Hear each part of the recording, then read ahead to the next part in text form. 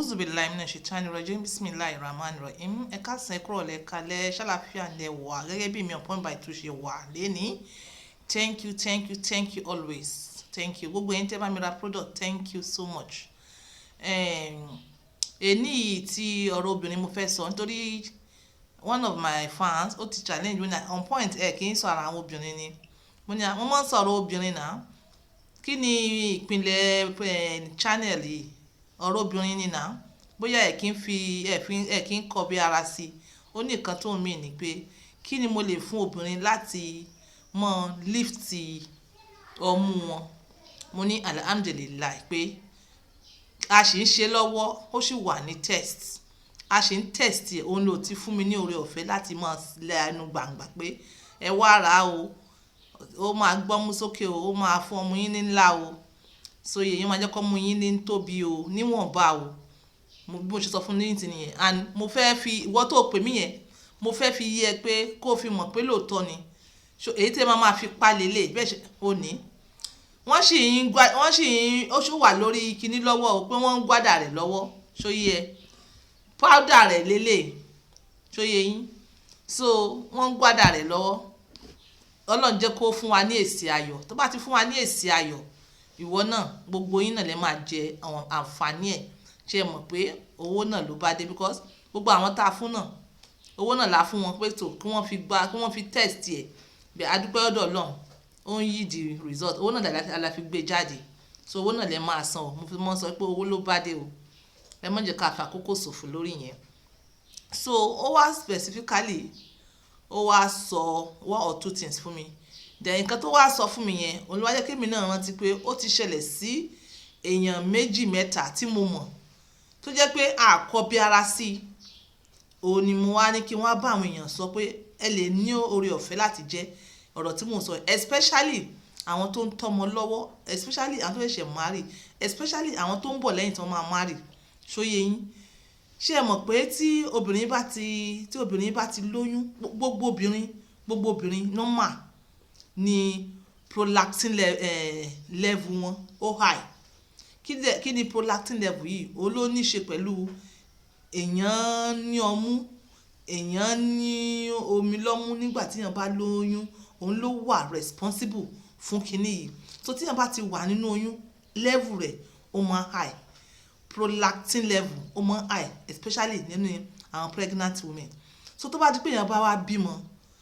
tó yẹ yín nǹkan kan máa ń ṣẹlẹ̀ tó jẹ́ pé ó máa wá fà á tí omi máa wú ọmú máa wú tí ó jẹ́ pé tẹ́ bá fún ọmọ lọ́mú gan ọmọ lè má fẹ́ gbà á ó máa dùn yín ó máa fún yín lótútù ó máa fún yín ní malaria ṣóyé yín omi yẹn máa wú ọmú máa wú ìgbà mi lè jẹ́ pé ọmú méjèèjì ìgbà mi dẹ̀ ni ó lè jẹ́ pé ọmú kan kí ni àwọn olóyìnbó ń pè kí ni wọ́n pè ní mastitis yes infection ni tó ti wọ breast tissue ṣóyé yín ó lè jẹ́ látòrí saliva and ó dẹ̀ ní kankan tó fà á ṣóyé yín ó ní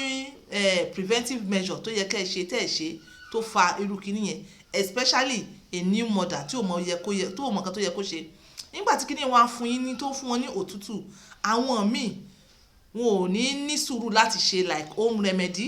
èmi ò sọ pé ti hospital ò dáa ti hospital ó dáa dáadáa but ẹ ní láti mọ irú hospital tẹ́ ń lọ ẹ ní láti mọ irú àwọn personnel tó attend sí yín ẹ ní láti mọ irú nǹkan tí wọ́n fún yín ẹ ní láti mọ̀ jẹ́ pé kò kí ń ṣe high dosage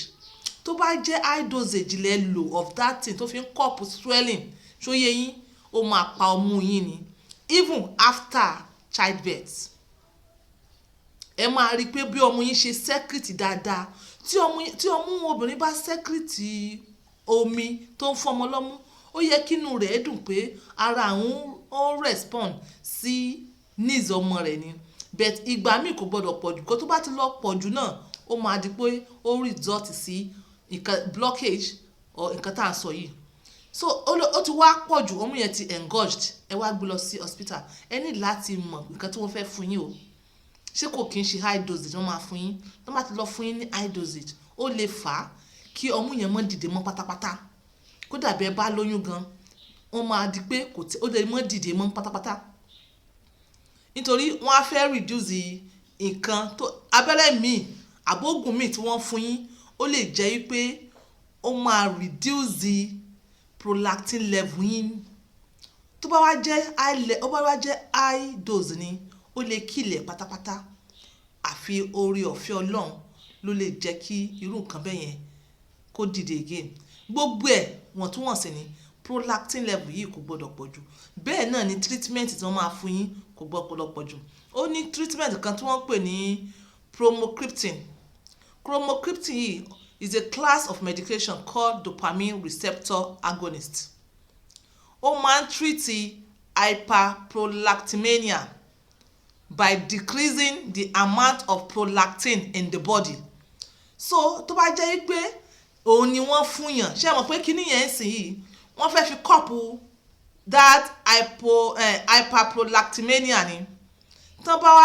bá fún yín báwo ló ṣe ń ṣiṣẹ́, ó máa lọ decrease the amount of prolactin in the body. Tẹ́ bá wá gba excess yẹ, possibility wà pé ó máa pa prolactin level yín to the core. So gbogbo ẹ̀ lórí wọ̀ntúnwọ̀nsì ni. Again, this bromocriptine medicine yìí ṣó yé yín, ó tún máa ń treat acromegaly by decreasing the amount of growth hormone in the body. So oògùn yìí oògùn ni fún àwọn tí prolactin level wọn ti high. Tí prolactin level bá high jù, ó máa cause tumor.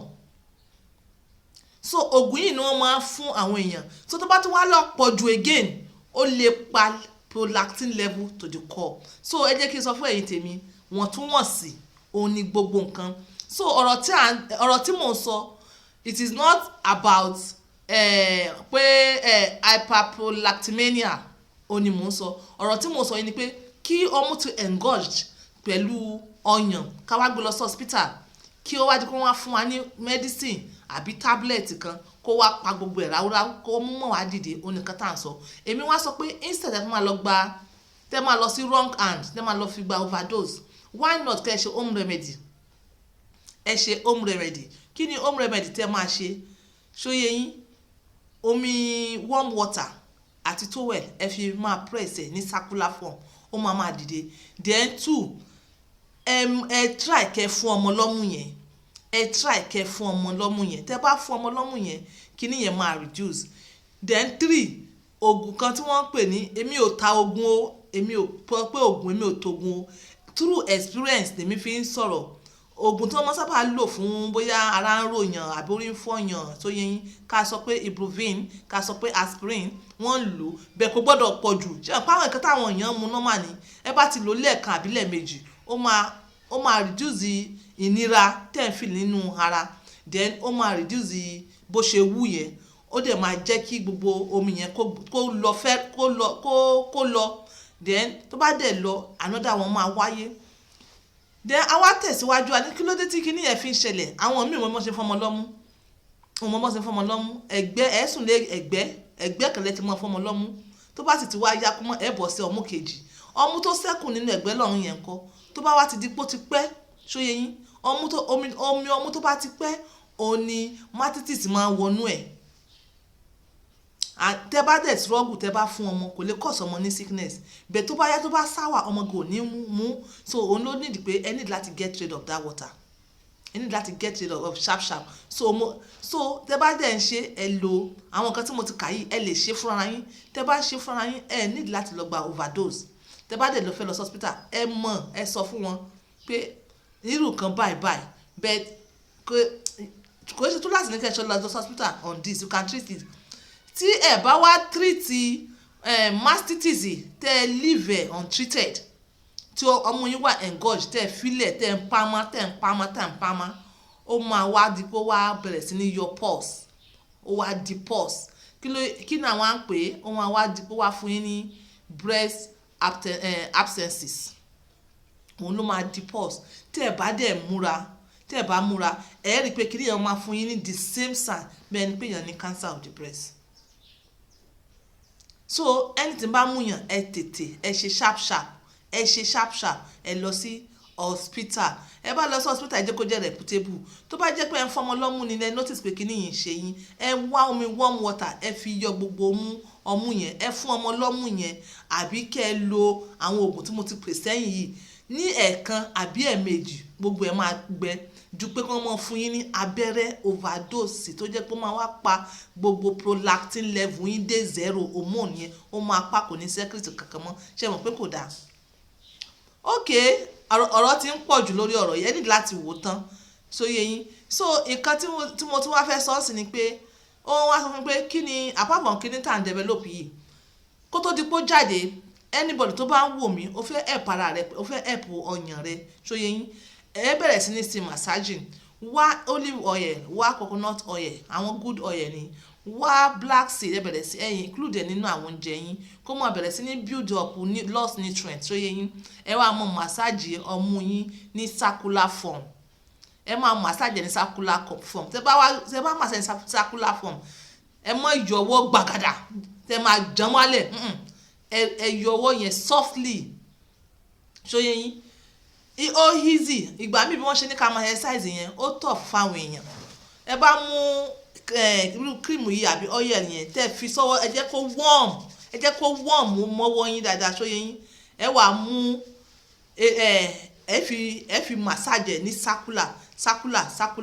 ibi òkè yìí tí ọwọ́ yín ò débẹ̀ ẹ ṣe báyìí circular form ṣóyẹ yín ẹ lè ṣe báyìí ẹ lè kó gbọ́ ẹ báyìí ẹ lè fi kíní yẹn mú ọ̀kẹ́ mú lọ́yọ̀ kọ̀ọ̀kan kẹ́ ẹ ṣe ní kẹ́ ẹ massage circular form ẹ mọ́ sọmú yẹn lẹ̀ gbàgàdà tẹ bá sọ lẹ́gbọ̀n tẹ bá parí weight ẹ máa wálẹ̀ so tó bá wá kú bí tí ọwọ́ yóò dé níbi òkè ẹ wà mú portion tọwọ́ yóò dé yẹn ẹ rọ ọbẹ̀ náà ní circular it must be circular ìwọ tó ń wò mí yìí ibi tó bá notice lára ẹ̀ apart from ọmú tó ní wínkù ẹ bẹ̀rẹ̀ sí ní ṣe exercise circular fún anywhere ó máa pack up so choose láti ṣe láàárọ̀ lálẹ́ so tó bá di ọjọ́ iwájú ṣóyè yín ká bá sọ wípé mi ò sọ pé kẹ́ lọ bọ́ra lẹ̀ èèyàn tó ń ṣe exercise tó ń ṣe circular exercise fún ọmú rẹ̀ pẹ̀lú èèyàn tó ṣe ìyàtọ̀ máa wà ń bẹ̀ bọ́ńbọ́ǹchì máa wà nù ẹ̀ so ìwọ tó ń wò mí yìí pending time tá máa fi send ọjà yìí sí yín tó máa fi jáde ní ti alálùbọ́ríkà bẹ̀rẹ̀ sí ní fún ọyàn rẹ ní exercise nǹkan kan tí wọ́n wà táwọn èèyàn ń ṣe tó ń pa ọmú o ṣóyè yín ó ní o sanra ó wá rí pò bẹ̀rẹ̀ ó ti bẹ̀rẹ̀ sí ní sanra ó wá bẹ̀rẹ̀ sí ní lo àwọn oògùn tó máa ń jẹ́ kíyàn slim oògùn tó ń jẹ́ kẹ́ slim ó máa jẹ́ kẹ́ slim all over ni kò ní yọ̀bì kan kalẹ̀ lẹ̀ ìwọ desire láti jẹ́ kí ikùn rẹ lọlẹ̀ kó o dẹ̀ wá fẹ́ kọ́mù rẹ tóbi báwo ló ṣe fẹ́ ṣẹlẹ̀ bẹ́ẹ̀ gbogbo ẹ̀ ló máa bẹ́ẹ̀ slim so èmi ò ní kẹ́ mọ́ lo àwọn oògùn slimming yín but ẹ need láti ibi tẹ́ ẹ fẹ́ yẹn ẹ need láti mọ fún ní exercise tó máa jẹ́ kó gbẹ́nu sókè because tíyàn bá slim náà ọmú gan máa wálẹ̀ or preferably ibi tẹ́ fẹ́ kó slim yẹn ká sọ pé ikùn kí ló dé tẹ́ fún ikùn yẹn ní personal exercise tikùn tó máa jẹ́ kó lọlẹ̀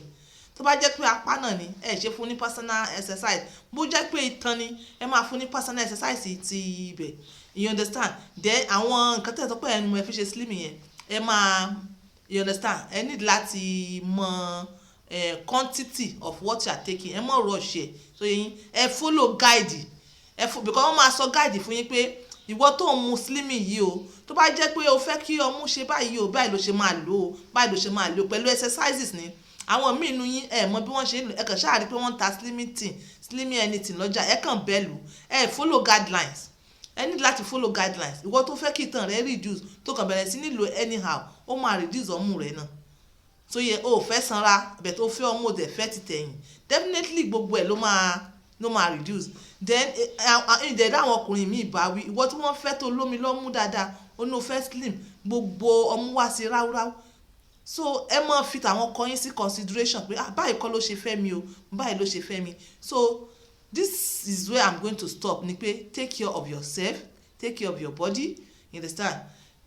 earlier treated is better early treatment is better then know your source ẹ mọ ibi tẹ́ ti ń gba treatment yín ẹ mọ kàn just gba treatment anyhow dípò tí wọ́n fún yín ní overdose of all these things these are good tabs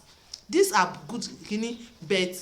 know your source no go to reputable hospitals ṣóyẹyìn. So this is on point by 2 using my words for others. ẹ̀yin tèmi onítèmi pàtàkì ẹ̀yin tèmi pàtàkì ẹ má gbàgbé on point by 2 Black Seed Therapy. Then ẹ má gbàgbé iléeṣẹ́ Araouf Travels and Tours. ṣóyẹyìn ẹ fẹ́ lọ ìlú èbó ni, ẹ fẹ́ lọ Amẹ́ríkà ni, ẹ fẹ́ lọ USA ni, ẹ fẹ́ lọ Canada ni, wherever ẹ fẹ́ lọ ní ìlú yìí. ṣóyẹyìn kò síbi tẹ́lọ̀ pé ẹ fẹ́ lọ tí agbára Ọlọ́run ò ká. ṣóyẹyìn a fẹ́ lọ Mecca Medina ni èmi àti Àràfà alálọ́bọ̀ pẹ̀lú ògo Ọlọ́run ẹ̀mí wa làáfi lọ làáfi dé láyà tàlàáfíà ní ọdún tó ń bọ̀. So ilé ibi tẹ́ máa pè sí àwọn olóòótọ́ ènìyàn ó ní 070 eléyìí ò kì í ṣe nọ́mbà mi o, ẹ mọ́ dààmú bàbá o, ẹ mọ́ dààmú aláàjì o, ẹ mọ́ dààmú aláàjì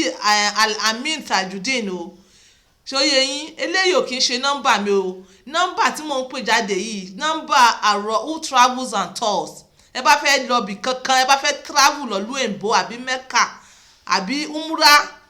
070 32 39 6409 lẹ́ẹ̀kan sí 070 32 39 6409. ó dàbọ̀.